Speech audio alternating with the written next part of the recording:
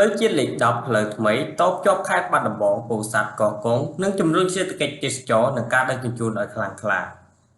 ក្រសួងសាធារណការនិងដឹកជញ្ជូនបានឲ្យដឹងថាគម្រោងស្ថាបនាផ្លូវជាតិលេខ10តបជាប់ខេត្តចំនួន3រួមមានកោះកុងពោធិ៍សាត់និងខេត្តបាត់ដំបង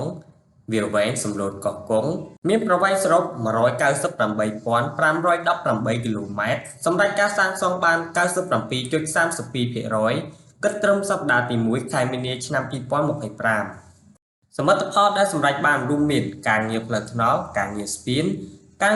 ខ្ពស់ជាងគេការងារលូកាត់ទទឹងថ្នល់និងការងារលូបណ្ដោយថ្នល់និងជញ្ជាំងការពារជើងទេការងារគូសគំនូសចរាចរណ៍ស្លាកសញ្ញាចរាចរណ៍ភ្លើងសញ្ញាកំណត់ល្បឿនបង្គោលគីឡូម៉ែត្របង្គោលព្រំដីចំណីផ្លូវនិងការងារមួយចំនួនទៀត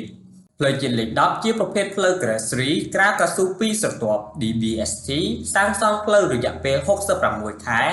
ដោយចាប់ផ្ដើមសាងសង់ពីថ្ងៃទី18ខែធ្នូឆ្នាំ2019និងគ្រោងបញ្ចប់អំឡុងខែមិថុនាឆ្នាំ2025ខាងមុខនេះ